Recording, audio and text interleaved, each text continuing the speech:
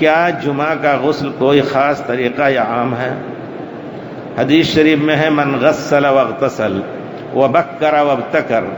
ومشى ولم يركب